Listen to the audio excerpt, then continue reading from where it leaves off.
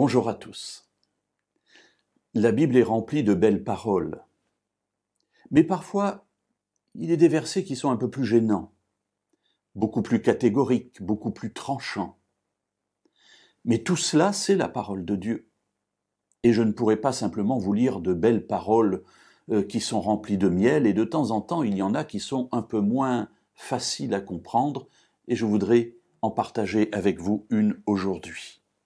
Dans l'Évangile selon Matthieu, au chapitre 12 et au verset 30. Jésus s'adresse à des personnes qui sont là, ses disciples et puis la foule, et il leur dit « Celui qui n'est pas avec moi est contre moi, et celui qui n'assemble pas avec moi disperse. » Alors mes amis, c'est tranchant. Là, il n'y a pas de perspective de passer un petit peu à côté par un raccourci ou par un chemin de traverse. Ici, Jésus est catégorique, celui qui n'est pas avec moi est contre moi, celui qui n'assemble pas avec moi disperse. Alors évidemment, la question c'est pourquoi a-t-il une parole qui semble si dure? Lui qui est rempli d'amour, de compassion, de gentillesse, de pardon. Bien peut-être parce que le message du salut de Dieu est un message qui, j'allais dire malheureusement, mais excusez-moi, je pense que c'est heureux, bien entendu, mais qui, dans notre réflexion, malheureusement, est aussi catégorique, est aussi tranchant. On ne peut pas être à moitié sauvé. On ne peut pas être à moitié avec Dieu. Ou on est avec lui, ou on n'est pas avec lui. Ou on est sauvé, ou on est perdu. Il n'y a pas de demi-mesure dans la Bible de ce côté-là.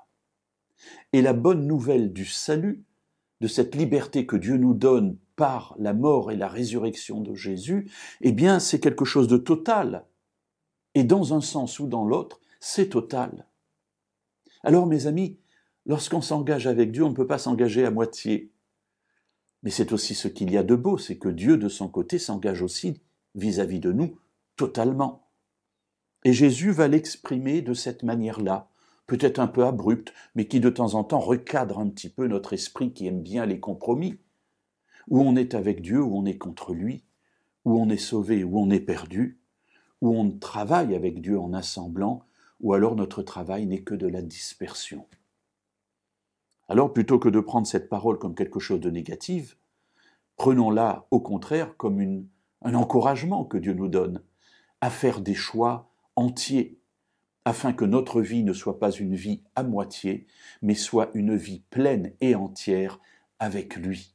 Alors oui, Seigneur, prends toute ma vie et aide-moi surtout à te la donner en entier parce que je veux être avec toi.